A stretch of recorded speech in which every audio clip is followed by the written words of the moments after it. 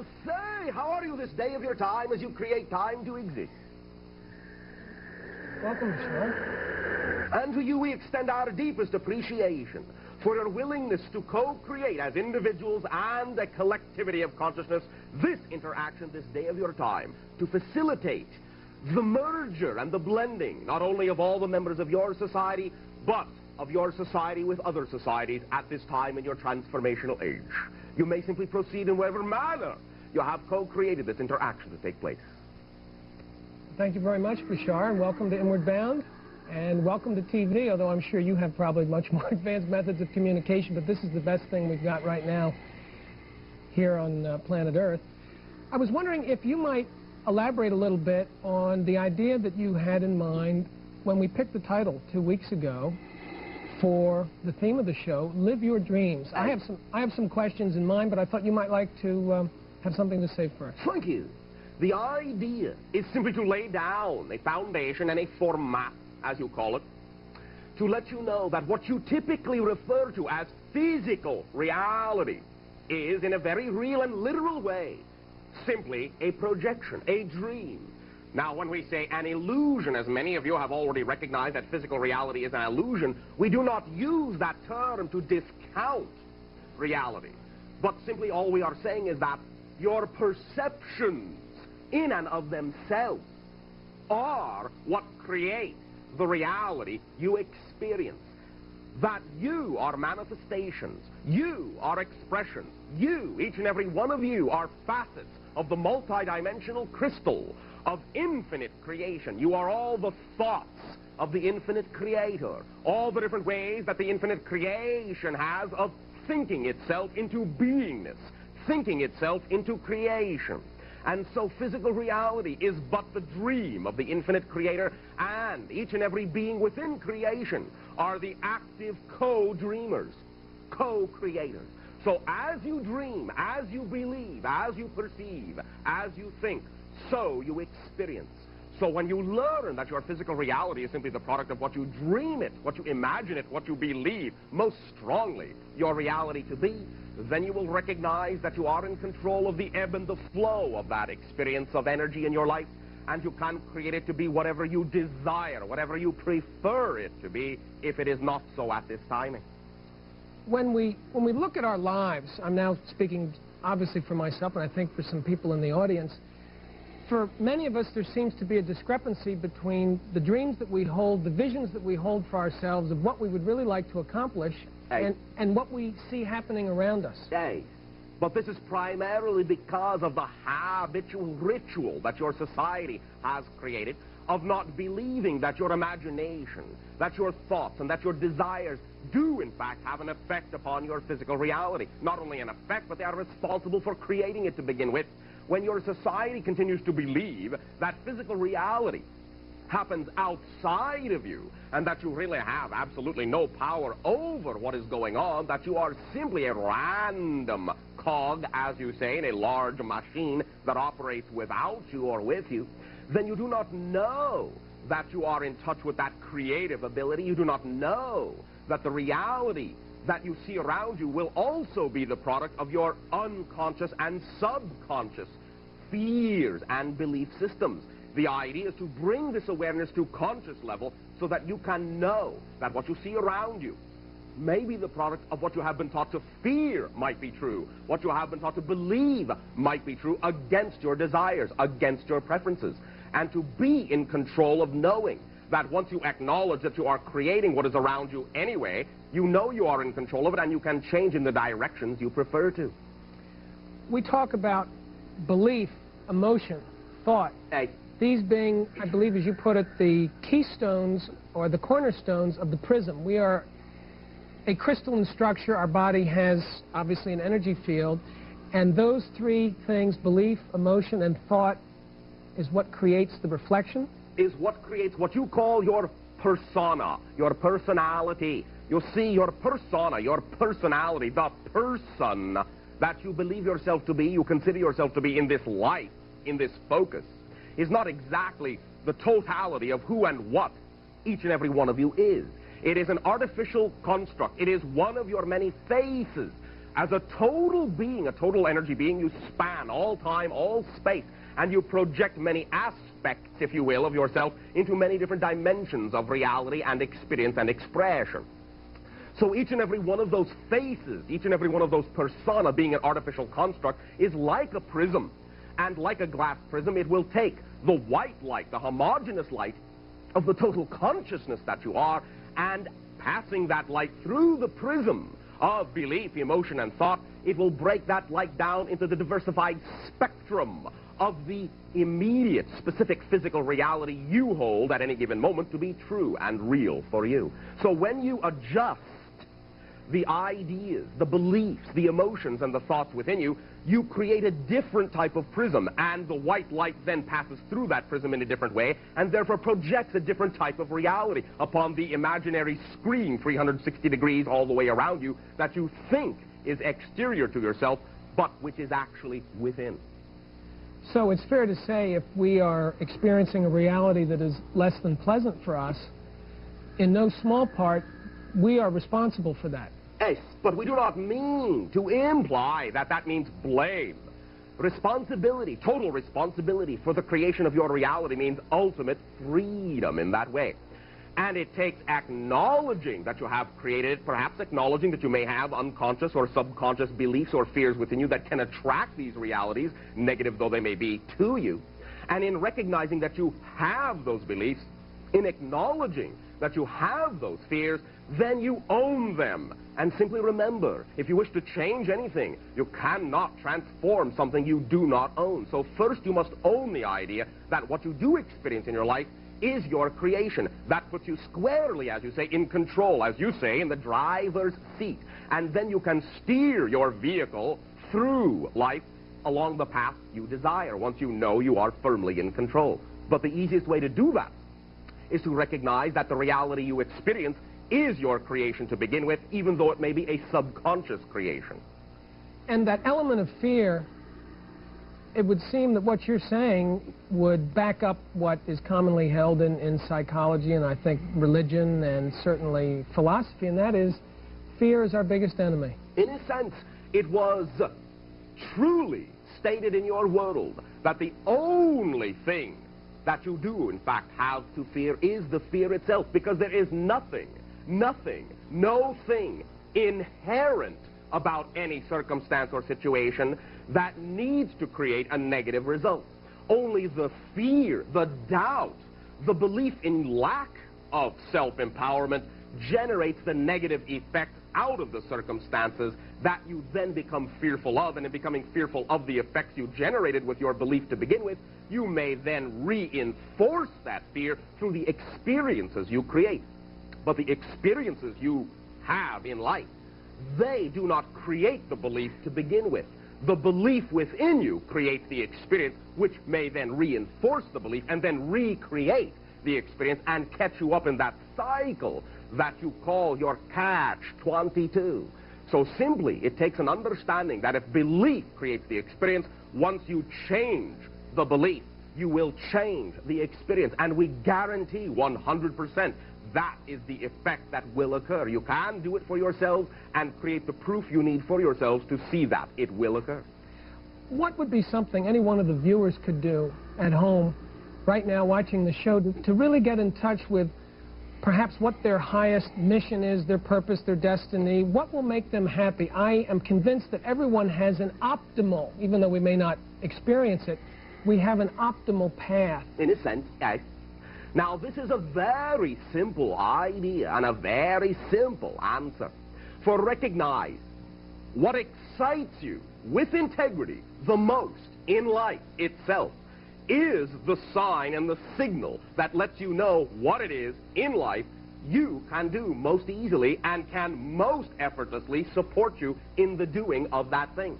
What you call excitement, strong desire, that frequency, that energy, that vibration in and of itself is your physical translation, your bodily translation of the vibratory energy that represents the path in life you chose to be. So when you follow what excites you the most, you are most harmoniously, synchronistically aligned with all levels of your consciousness. All you need to do to see the effect of following what excites you the most is to trust it. Yes. And in that creating what we want, what is it that blocks us from achieving that? I mean, there's a whole room full of dreams here. And yes, but again, the idea, you have been taught it isn't that easy. You have been taught that if there's anything worth having in life, you must struggle, you must suffer in order to earn it in that way.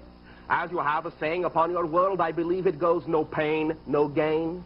If you believe in that, then you will not allow yourself to experience gain without the pain.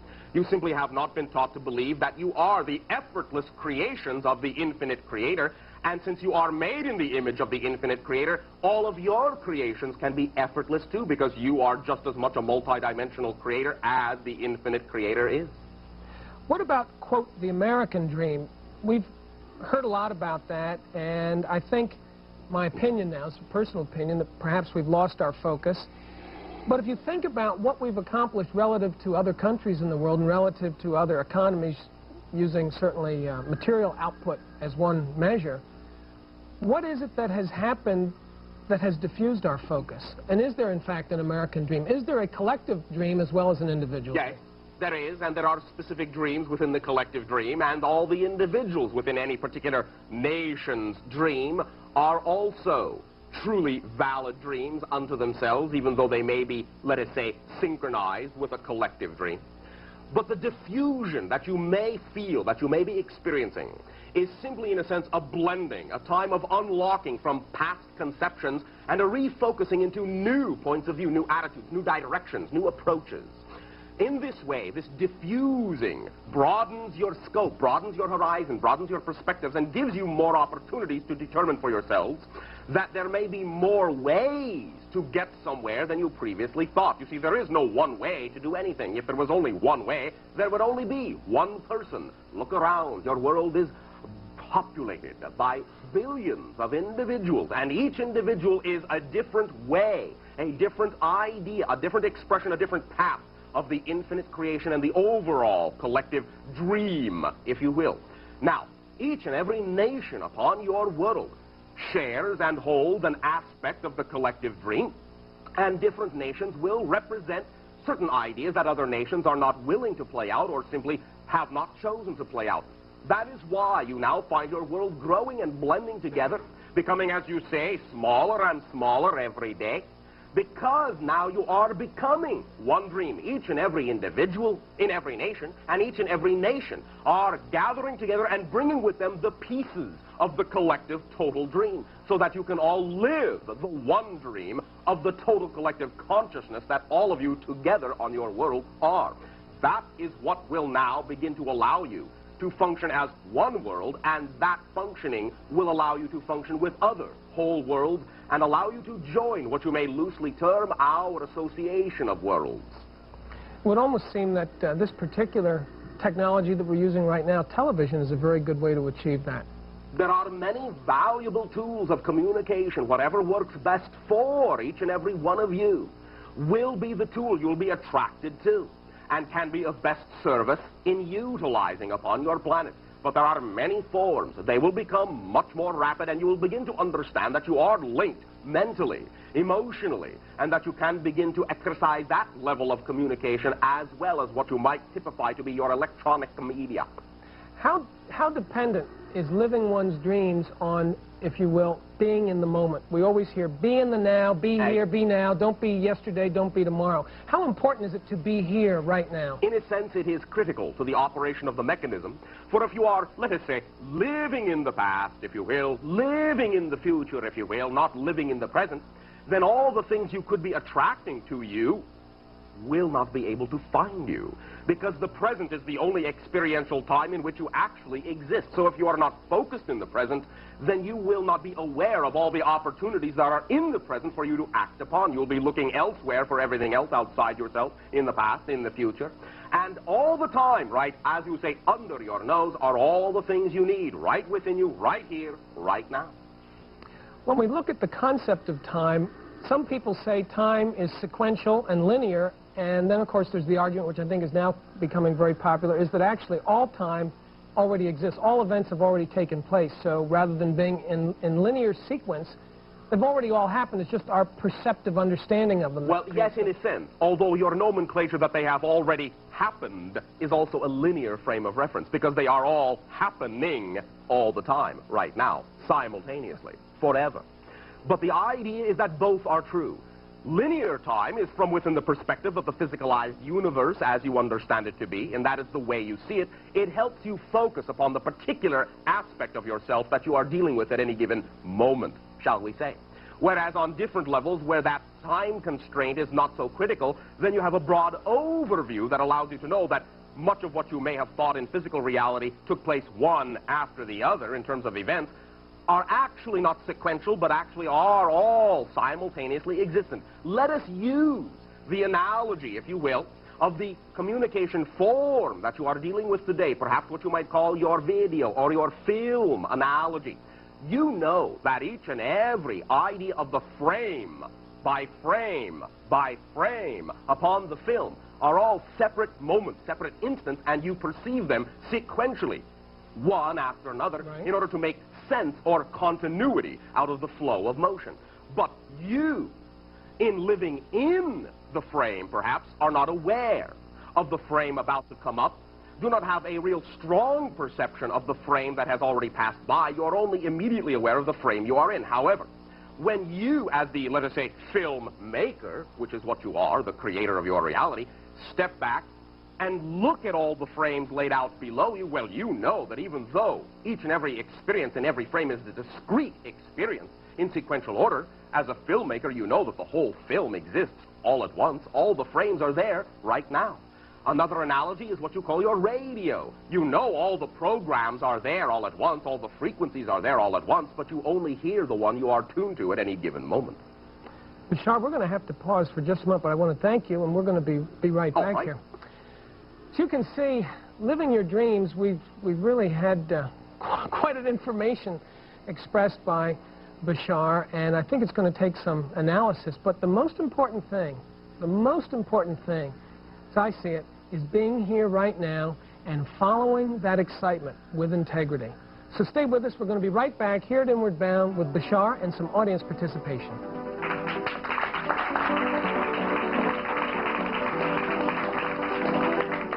Welcome back to Inward Bound.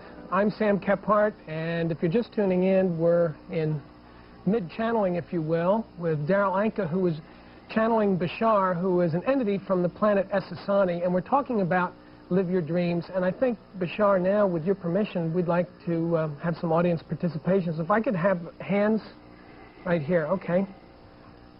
Yes, Bashar, you talk a lot about dreams and the subconscious. Could you give us a better explanation of what the subconscious really is in human terms, or how we can understand it better? Is it like a tape recorder where we're born with a blank recording, or is it something that's been programmed before we've been sent here on the planet? To some degree, it is a product of the combined mentality you have created your civilization to be. It is, in a sense, a filter, if you will, because you come into this society not believing that you can be completely conscious about all that you need to be conscious about. So you create levels, compartments, if you will, into which you can place the things you are not yet, in your terms, ready to deal with at any particular moment, one thing at a time, as you say. It is the product of living in linear time. It is the compartmentalization of the consciousness that you are, so that you can, in your terms, sort things out in a more highly focused methodology. You can allow yourself to begin now to know in this transformational age that you are one consciousness, and as you begin to know you are one consciousness, the ideas that you experience that you call the subconscious and the unconscious will, in a sense, begin to dissolve and allow you to experience yourself in the now moment as one operational consciousness, simply knowing what you need to know when you need to know it. Anybody else?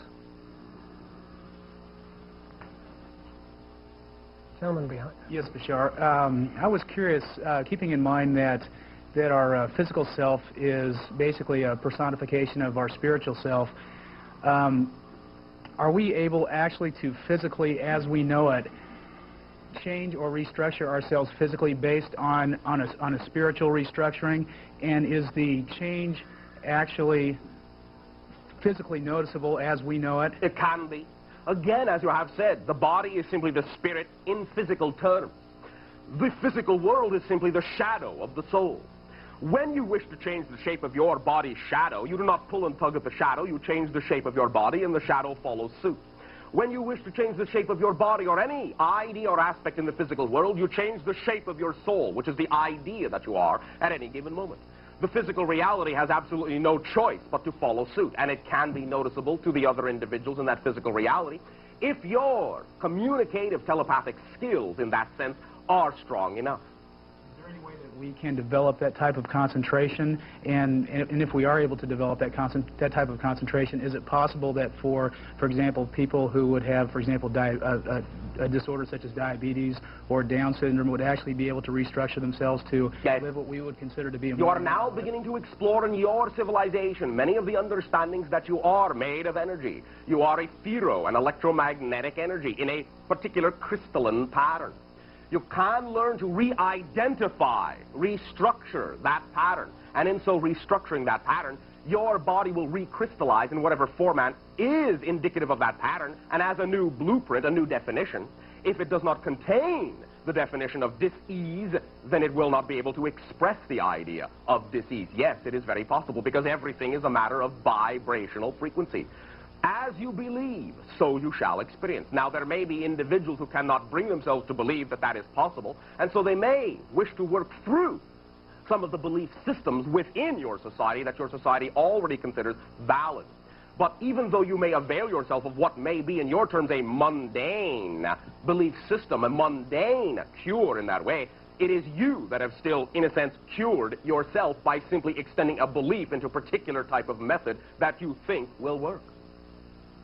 Bashar, I think I have a follow-on question to that. So it would be fair to say that the multi-billion-dollar healing industry that we have, for instance, in this country, is essentially based on the doctor doing certain things which lead the patient to believe they're cured, yes, regardless of what the technology or the methodology is. Yes, because there are individuals, in your terminology, who may exhibit the simplest of symptoms that no medical practitioner will be able to cure. And there are individuals who, in your medical practitioner's eyes, have absolutely no chance of living, who, in your terminology, will become cured through methodologies that your doctors do not believe in. It is all up to the belief system of the individual and what they attract themselves to that determines how they transform themselves into whatever new idea they desire to be. Is it fair to say that using light spectrum as one method of healing, it's something we really haven't done much with? You are beginning to, and you have actually done it as a society many times before, though you have forgotten. It is something you are now recognizing because your tools, now that you are changing, are becoming simpler, more transformational in concept. Less moving parts, less diversified materials are necessary. You are now working with the energies of creation itself. Light. Everything is made of light. In our ancient language, Esasani, how we refer to our own homeworld, literally translates into your language as place of living light. All beings are literally living light. Okay. Any other questions? We have a question over here. Hey. Wait for the mic. A lot of wonderful accelerations happened to me since coming to the channeling for about the last 9 months with you. A lot of acceleration. But I'm still plagued with, when in the middle of something exciting, a left-sided sore throat erupts. And I've been recently using crystal, rose quartz, kunzite to place there, but I notice that it's always more severe in the springtime, Easter time. I always remember as a kid coming down with these sore throats around Easter vacation. I'm just wondering if you can shed some light. Some of it is your susceptibility to the environment that you believe you exist within. Some of it you will also work out in the process you are going through now, that it will involve you in the idea of the acceleration of your energy, the acceleration of your momentum, and the lack of waiting. That will clear some of the systems in your body so they will not be as sensitized to those changes taking place in your planetary atmosphere at this time. We have a question. Okay. So is there anything more I can do with the crystals while I'm... For now, trust your own instincts and imagination and follow whatever belief systems you think are strongest within you. We will speak more with you later. Thank you. Over here, the gentleman in the gray sweater. You make references to terminology that's indigenous to our culture, our society. And I wonder if you get this through, you get this empathically through whom you're channeling In a yourself. sense, we use the channel as a repository of your vocabulary. We are not speaking your language, but only activating from the channel those words that are necessary to make the best sense in your terms out of the concepts we are sending. And does that equate to or with what we might call the universal storehouse of knowledge or information? That is accessible to everyone, yes. Thank you. Thank you. Lady, Penny in the back. In other words, everything you are physically and mentally is a matter of visualization. In a sense, that is one approach. We are as we imagine and believe ourselves to be. You are as you imagine and believe yourselves to be. As you see yourself, your self-image in that way, that is the effect and the result and the experience that you generate. So yes, visualization, one of the strongest senses you have within your inner eye, your inner sight, your inner mind, is highly responsible for the effects you experience physically that structure themselves in your material world, yes. And mentally also. I Okay. mean, as far as your health and everything else. It is all literally a matter of belief and attitude. Thank you.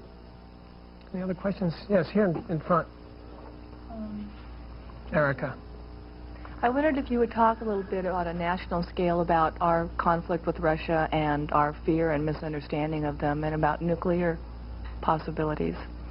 The idea, simply put once again, is that as the representative polarity powers upon your world, or what you call power upon your world, you are, for each other, the thing that each other fears the most within itself. You are the polarized reflections of those things that each side fears to contain. This is why the blending together from your hearts, from your desires, from your mind, will allow you to become the one society that will contain all of what you might call the best aspects of all the nations, all the cultures within your world. Recognize that it is only the fear about facing the things within yourself that allows you to project that fear upon each other and then generate circumstances and scenarios that lead you to think you are going to wipe each other out. Now, this may be true on certain levels, but the idea now that we can and are allowed to share with your world is that your world will not destroy itself by nuclear annihilation. You, as a society, even if it is a collective unconscious recognition, have already decided that you are not going to destroy yourselves by nuclear annihilation. You may still be posturing. You may still meet many accelerations of violence upon the surface of your world, but in a sense you are now bringing all these things and getting them out of your system up to the surface, letting them be open, so that each and every one of you at this time can decide, is this how we want our world to be? Or do we prefer it to be another way?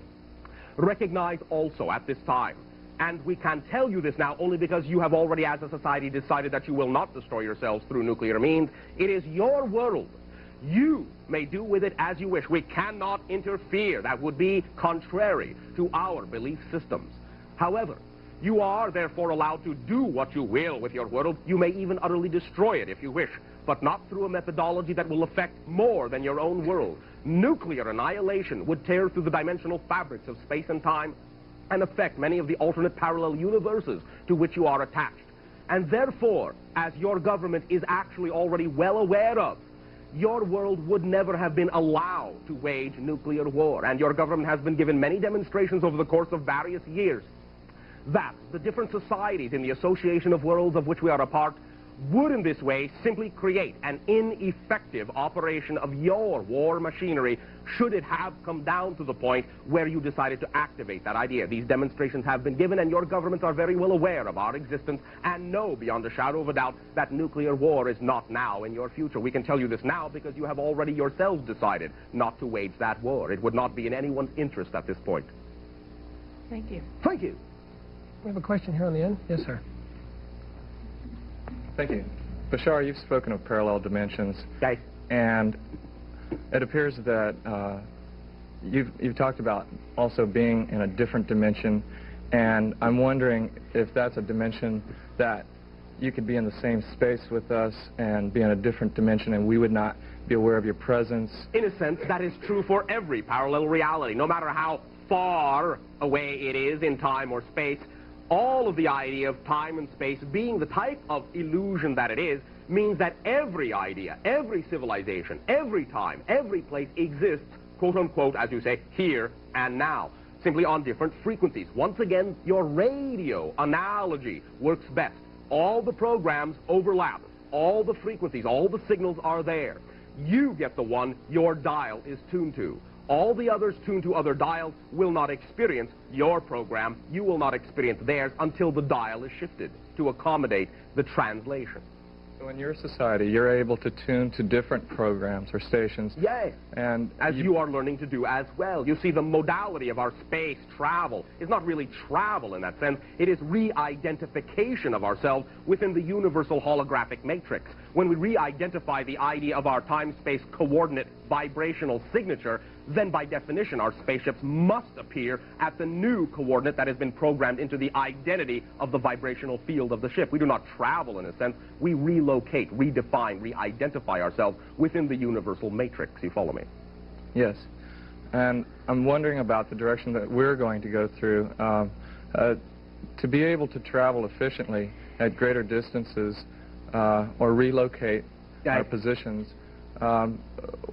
our technology has to be upgraded. We have to have the clarity of the light crystallization. Come to know this, I presume.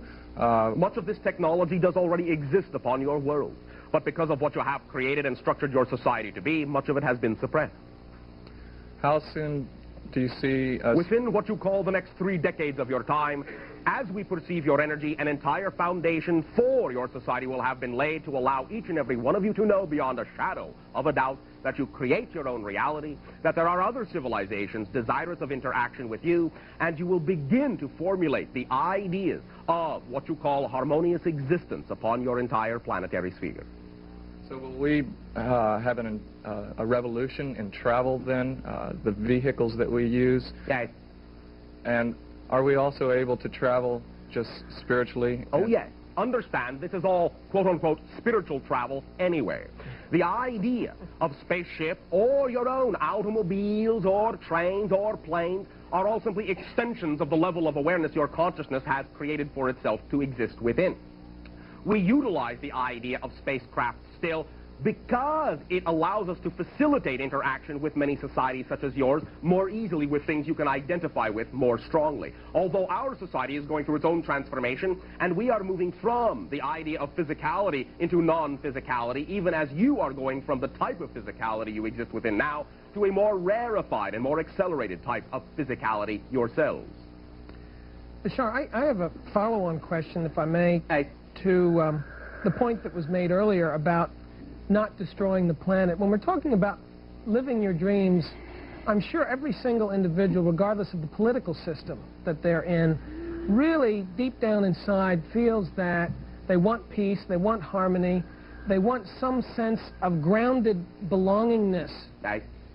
And I'm wondering what we can do as individuals to jointly and individually create that dream of peace and harmony, not in some airy-fairy sense, because, you know, there's people say, it's a bunch of baloney, we have to have weapons, we have to have this, we have to have that. And yet, on the other hand, I think if we were to place the same assets, shall we say, the same resources that are going into weapons research and things of this nature, into upgrading our ability to get along with each other and sharing positive technologies, it would work better. What can we do?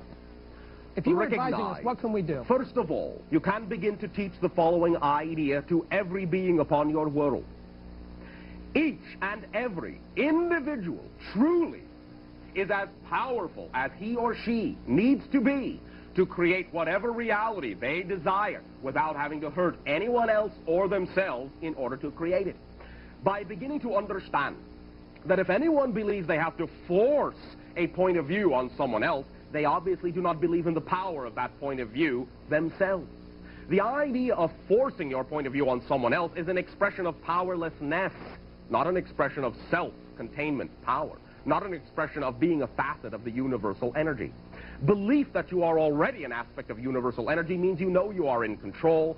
Forcing an idea upon someone else means you believe you are out of control. And then you have a tendency to believe you are going, as you say, down the tubes and wish to take as many individuals with you as you can because you do not want to be alone, which the belief in lack of power allows you to feel as if you are alone. You are not alone. None of you are alone. You are upon your own world, together as a family.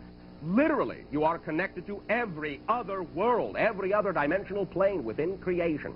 Now, in your terminology, pragmatically speaking, if you will but allow yourselves to know that you can do the things in your life that attract you, that you desire, that excite you the most with integrity, knowing you do not have to hurt anyone else or yourself in order to create that reality, you will, I guarantee it, 100%, see the differences occurring. You will know. You do not have to fear anyone else, because the vibration you are will be the reality you experience. Remember this, it is simple physics, simple mechanics. No circumstance and no situation has built-in meaning. They are neutral, blank, empty scenarios in that way. They are a set of relationship props. You give them meaning by having been taught to believe that they mean this or that or something else. So any neutral situation that you give a positive meaning to, you will get a positive effect out of. Any neutral circumstance you give a negative meaning to, you will get a negative effect out of. It is simple physics, simple mechanics, and it does work, I guarantee it. As soon as you know beyond a shadow of a doubt, with ultimate trust and simplicity, that if you are willing to know what you prefer in life, willing to believe that your ability to desire it is your ability to manifest it, then you will act accordingly, physically. You will act upon the opportunities that present themselves to you in positive directions, and you will see and reap positive benefits. Always. There are no exceptions. Thank you, Bashar. I think we have time maybe for one more question. Gentleman in the back, Kurt, 1 second. Let's get back there. Just this. In a spiritual sense, there seems to be no contradiction between the idea of predestination and free will. We do have free will. Oh, yes. In a spiritual sense, but in a physical sense. There are two types of free will. The free will of the physical you, the physical consciousness you know yourself to be. The free will of what you might call the higher consciousness, the total being. Now, the free will of the higher consciousness usually will express itself in your terminology as what you perceive as predestination or fate. But it only expresses its free will in that sense in the most generalized of terms. All of the specifics of how you experience the free will of the higher consciousness is up to the free will of the physical being you are in this world at this time. Another analogy, in other words, let us say before you chose this physical life, as you were more blended with your higher self, you determined that through and down a specific hallway in this life you would walk. That is your general theme, your general destiny. How you walk down that hallway is up to the free will of your physical being. You can walk, you can run, you can go in the light, you can go in the dark, you can go alone, you can go with friends, you can swim. General theme, your general destiny. How you walk down that hallway is up to the free will of your physical being. You can walk, you can run, you can go in the light, you can go in the dark, you can go alone, you can go with friends, you can swim, you can fly, you can go backwards, you can go upside down, you can look in all the doorways down the way, you can go right to the end. It is up to you how you walk down that hallway, but walk down that hallway you will, because that is the basic experience that the total soul, the free will of the total being you are, desires to have. You follow me? Yes, but we'll still be subject to certain physical laws. If, for example, it is predestined that California, where we are now, will someday experience a disastrous earthquake. It is not predestined. There may be gradual change, but recognize this about what you call prediction. The idea is that there is no such thing as a prediction of the future. For all probable futures are just as real. When you hear a prediction, as you call it, recognize that it is simply this. It is a sensing made at the time the sensing is made of the energy that exists at the time the sensing is made. That is the most likely energy to manifest if it doesn't change. Therefore, you are being told by the sensitive individual, this is the blueprint, this is where the energy is, this is where the momentum is. If you don't like it, change it. When you are made aware of the prediction, if you realize that you're simply being told, look, this is the direction you're moving in, if you don't like it, now that you are aware of it, render the prediction obsolete.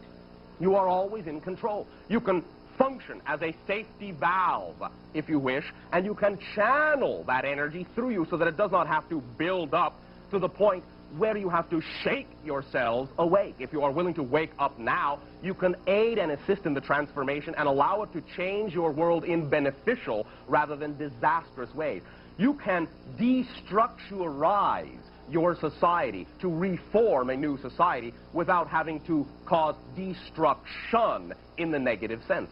So that is not predestined. There may be a great deal of momentum behind it, but much of that momentum since the first time it was predicted has changed. And you will find that many of the catastrophes that have been predicted for your entire world are now far more remote, far more isolated, not as generally widespread. You have already woken up to a great degree and done much to transform this energy in positive ways.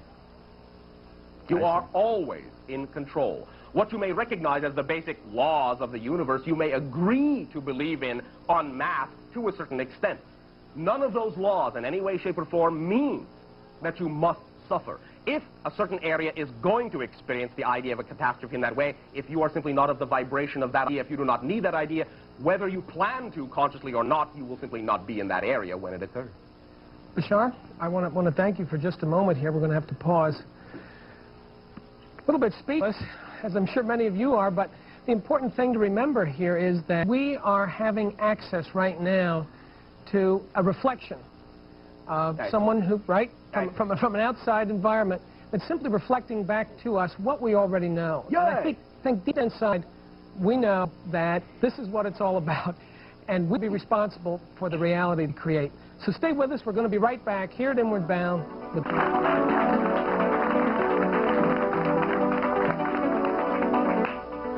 Welcome back to Inward Bound. I'm Sam Kephart, and we've been visiting with Bashar, channeling through Darryl Anka. And Bashar, just very briefly, I would like to thank you very much for sharing your ideas, your philosophies, and giving us a good mirror upon ourselves.